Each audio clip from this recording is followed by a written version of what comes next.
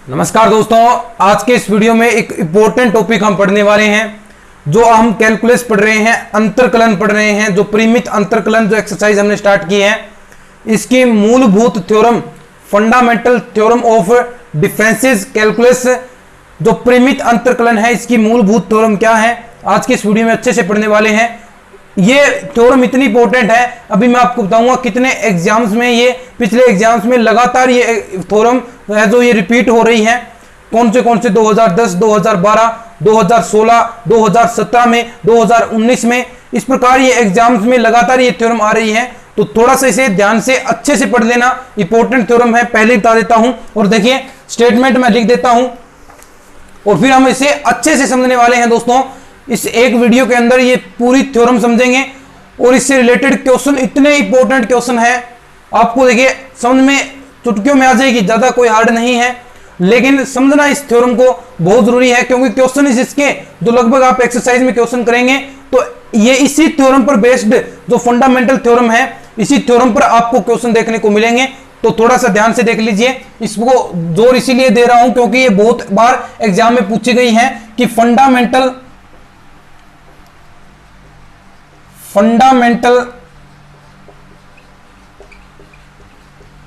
Theorem of differences calculus, परिमित अंतर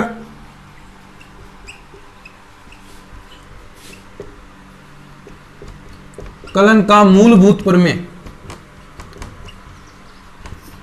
अब देखिए इसका मैं स्टेटमेंट लिखता हूं और फिर इसे अच्छे से आपको मैं एक्सप्लेन करूंगा, कोशिश करूंगा कि हिंदी और इंग्लिश मीडियम दोनों स्टूडेंट्स को समझ में आए। देखिए फंडामेंटल थ्योरम ऑफ डिफरेंसेस, परिमित अंतरकलन का मूलभूत थ्योरम। अब पहले मैं बता देता हूं कि ये कितने एग्जाम्स में लगातार आ रही है। 2010 में,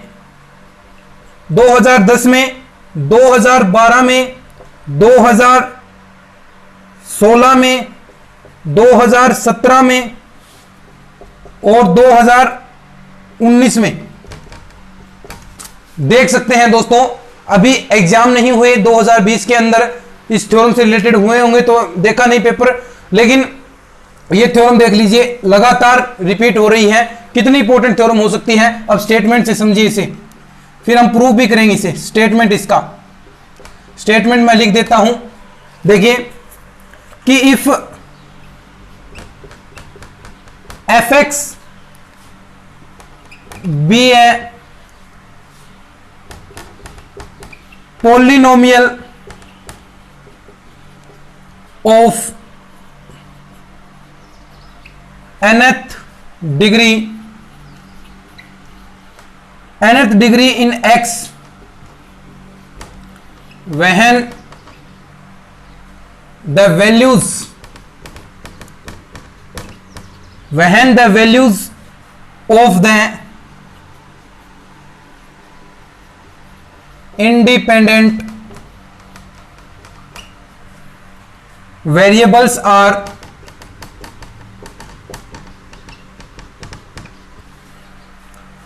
at equal intervals,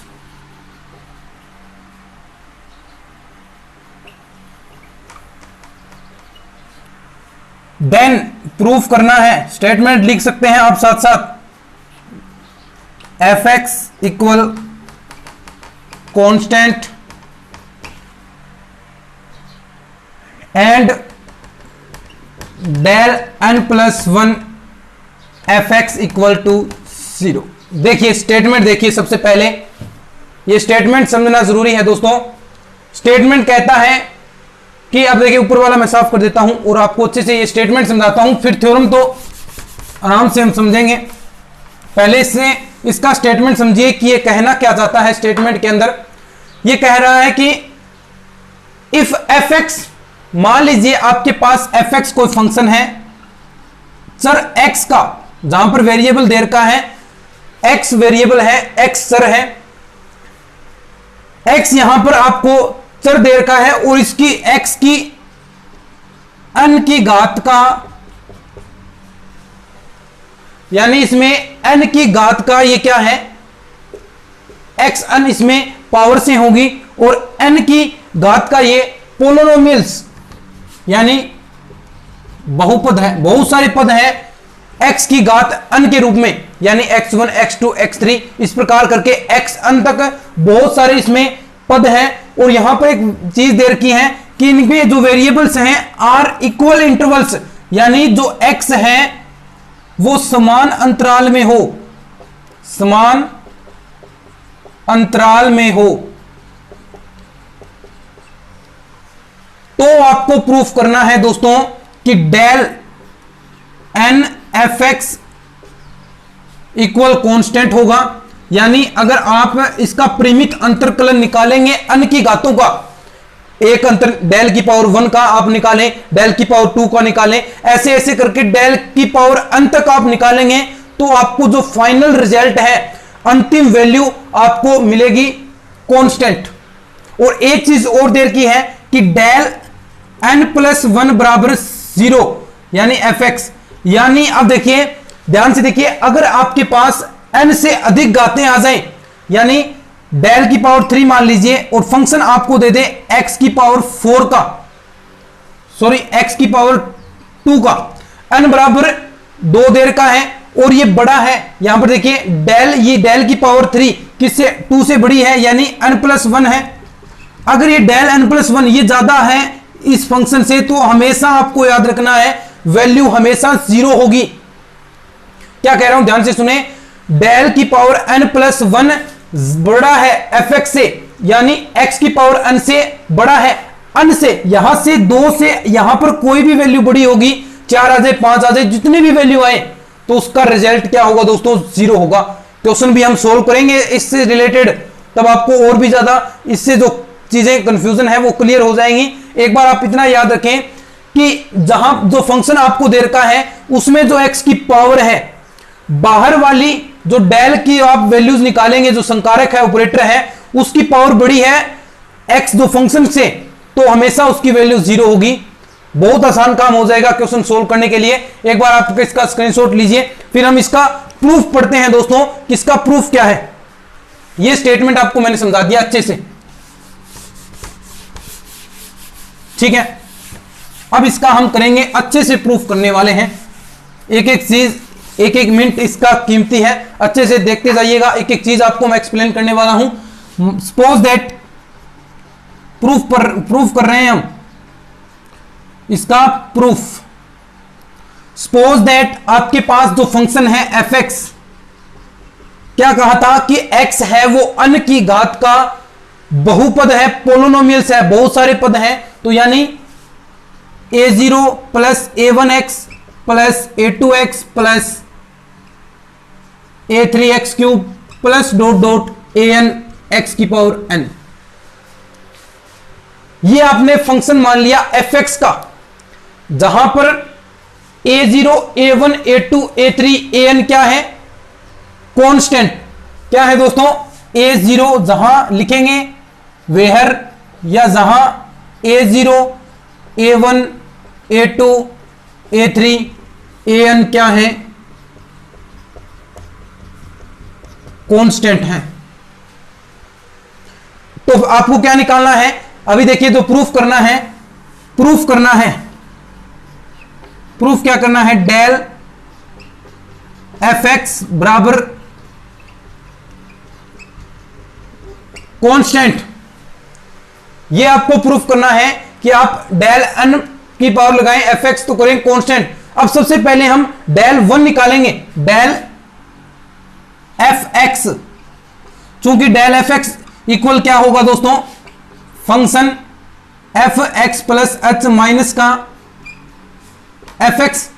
ये फॉर्मूला हमने पढ़ा है, ठीक ऐसा ही फॉर्मूला यहां पर हम लगाते हैं। चलिए, तो डेल एफ एक्स इक्वल क्या आ जाएगा, एफ एक्स प्लस एच, यानी ये आपके पास फंक्शन है, तो ए नोट में यहां पर तो एक्स की वैल्यू है ही नहीं, तो ये कांस्टेंट है, ए नोट ऐसा कैसा, प्लस ए वन, पहले मैं ये लगा रहा हूं सभी में एक साथ, a one x plus h, x plus h ही करना है सभी में, तो कर दीजिए, plus a two x plus h की whole square plus a three x plus h की क्यूब प्लस डॉट डॉट कहां तक जाएगा, ए एन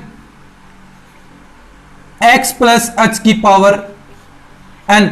अब इसमें से आपको घटाना है दोस्तों माइनस का फंक्शन एफ एक्स।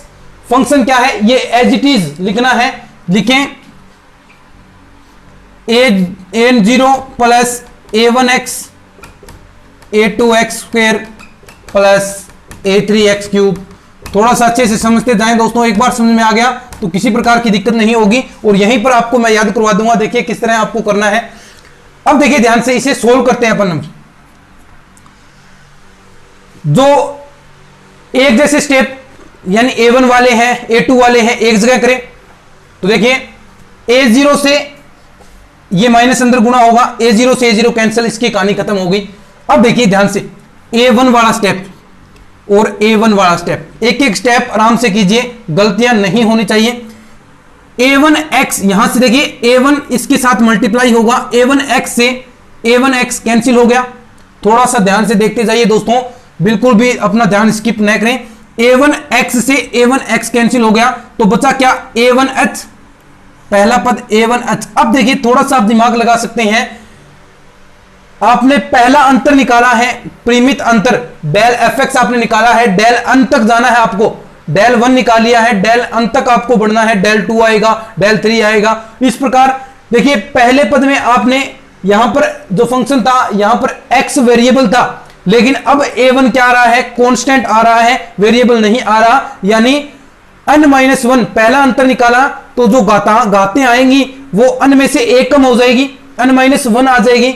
और ऐसे आप आगे बढ़ते जाएंगे, दूसरा निकालेंगे तो n-2 हो जाएगी। ऐसे ऐसे करके आप n-n तक बढ़ेंगे, n तक जैसे ही बढ़ेंगे तो n डेल n निकालेंगे तो n-n 0 घात आई, और किसी की पावर 0 यानी वैल्यू क्या आएगी दोस्तों, 1 कांस्टेंट वैल्यू आई। और यही आपको सिद्ध करना है कि कांस्टेंट वैल्यू आएगी। अब देखिए कैसे हम इसे स्टेप्स में करते हैं, आपको मैंने समझा दिया किस तरह होगा।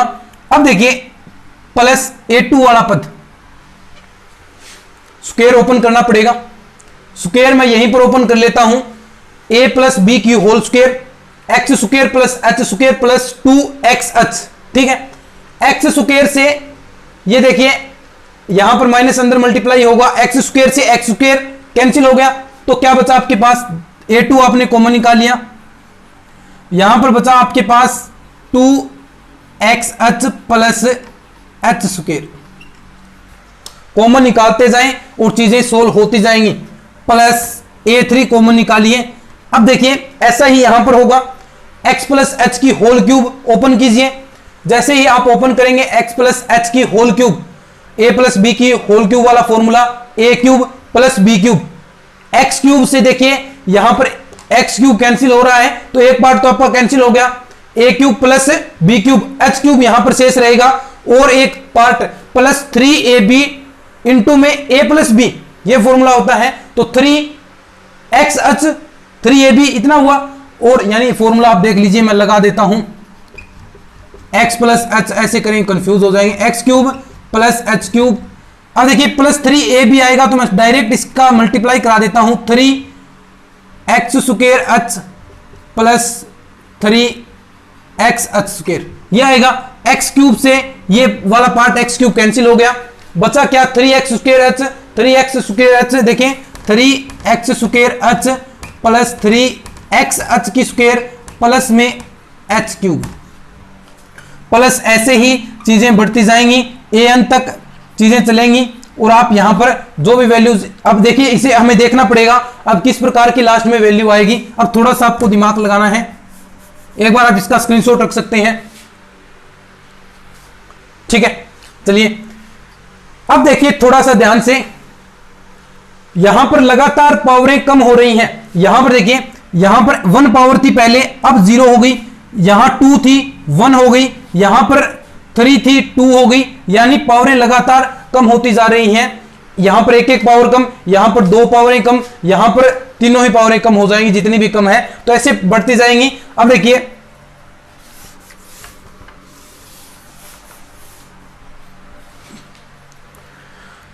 क्या करते हैं अपन, इसे में देखिए 1 पावर है, यानी अन की वैल्यू यहां पर कितनी है, एनसीआर, वहां से क्रमचय संचय वो चीजें हम लगाएंगे। यहां पर देखिए A1H, यहां पर कोई दिक्कत नहीं है, A2। अब देखिए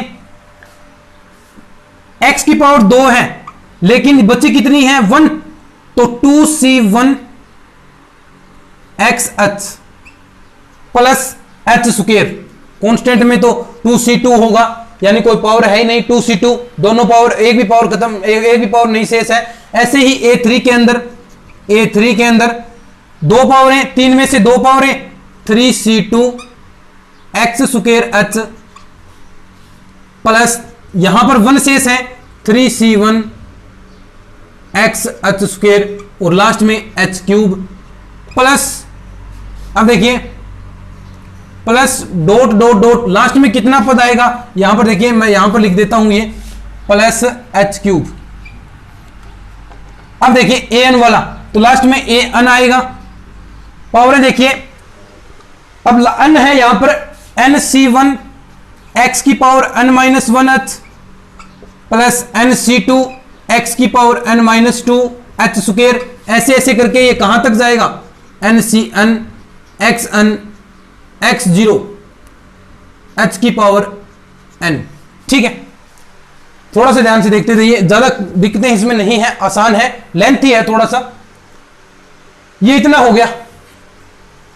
अब देखिए दोस्तों, ये किस रूप में चीजें कन्वर्ट हुई हैं। आपका ये जो डेल fx डायरेक्ट हम बात करें तो a1 plus a2x plus a3x square, इस रूप में चीजें आ रही हैं, a4x3 dot dot dot an x की पावर n-1। यानी मैंने आपको पहले बता दिया है कि आप परिमित अंतरकलन का पहला अंतर आप निकाल रहे हैं, डेल पहला है, डेल 2 दूसरा होगा, पहला अंतर निकाला है तो आपके पास पावर बची है n-1, जो fx है आपका n-1 का बहुपद बचा है। और ऐसे ही अगर आप डेल स्क्वायर fx निकालेंगे तो आपके पास n-2 वाला बचेगा। डायरेक्ट अब मैं लिख देता हूं, आपको चीजें समझ में आ गई। ऐसे ही अगर मैं डेल 3fx निकालूंगा तो n-3, ऐसे ही मैं अगर बढ़ता जाऊं डेल n तक fx निकालूंगा तो n-n, और किसी की पावर अगर 0 है, x की पावर 0, तो यानी डेल n fx की वैल्यू क्या होगी साथियों, कांस्टेंट, यानी अचर राशि आपको प्राप्त हो जाएगी। तो ये आपका थ्योरम का स्टेटमेंट था कि डेल nfx बराबर कांस्टेंट। अब देखिए इसका विलोम भी सत्य हो सकता है, अगर यहां पर अचर राशि हो, कोई कांस्टेंट राशि हो, अगर आप उसकी डेल लगवाएंगे, उससे निकालेंगे तो यहां पर वो भी क्या होगा, इस रूप में एक बहुपद के रूप में प्राप्त हो जाएगा। तो ऐसे आप इसका विलोम भी, तो आप लिख सकते हैं इसका इनवर्स भी, इसका विलोम भी सत्य है, विलोम भी सत्य है, ये भी आप लिख सकते हैं। तो ये दोस्तों आपकी थ्योरम का स्टेटमेंट है, पहला स्क्रीनशॉट रख लीजिए। दूसरा मैंने आपको बताया क्या था, स्क्रीनशॉट अच्छे से ले लिए। अब देखिए, अब ज्यादा कुछ नहीं, यही थ्योरम थी इंपॉर्टेंट। अब इसके क्वेश्चन हम करेंगे। देखिए दूसरा था कि डेल n+1 fx बराबर 0 आएगा, यानी कि कोई भी पद आपके पास है अगर n से बड़ा है, x की पावर n होती है, अगर ये ऐसा आ जाए डेल n+1 फंक्शन आपका x की पावर n के रूप में, यानी ये बड़ा है n+1, ये छोटा है, ये बड़ा है, ये बड़ा नहीं होना चाहिए, लेकिन कभी ये बड़ा हो गया तो इसकी वैल्यू हमेशा 0 आएगी। ये कहना चाहता है, ये आपको याद रखनी है, ये बहुत सारे क्वेश्चंस में काम आएगी। अच्छे से आप याद रख लें इसको कि डेल n+1 x, अगर डेल n+1 fx x की पावर n से बड़ा है, यानी बड़ा हो गया n+1 x की पावर n तक ही हम बहुपद ले रहे थे, बड़ा हो गया, चाहे अब इसके बाद कोई सी भी वैल्यू आए, ये अगर बड़ा है तो सारी वैल्यू क्या होगी दोस्तों, 0 होगी। ध्यान रहे, सारी वैल्यू 0 होगी। और ये स्टेटमेंट, ये जो थ्योरम मैंने कराई है, अच्छे से आपको याद रखनी है, आपके एग्जाम में निश्चित रूप से। देखिए मैंने आपको बता दिया, पिछले 4-5 सालों से लगातार ये थ्योरम रिपीट हो रही है, तो आपको अच्छे से थ्योरम का स्टेटमेंट भी आज याद रखना है, और मैंने आपको अच्छे से समझाई भी है, एक एक चीज आपको समझाई है। तो ऐसे ही आप बुक में भी पढ़ लें एक बार, और आप अच्छे से इसका नोट्स भी बना लें, स्क्रीनशॉट वगैरह आपने ले लिए होंगे। तो उम्मीद करता हूं दोस्तों ये आपको चीजें समझ में आई हैं। तो इस वीडियो को शेयर जरूर कीजिएगा। मिलते हैं इस तरह के और नए वीडियोज के साथ। नेक्स्ट वीडियो में क्वेश्चंस करने वाले हैं इससे रिलेटेड। तो आज की इस वीडियो में इतना ही, धन्यवाद।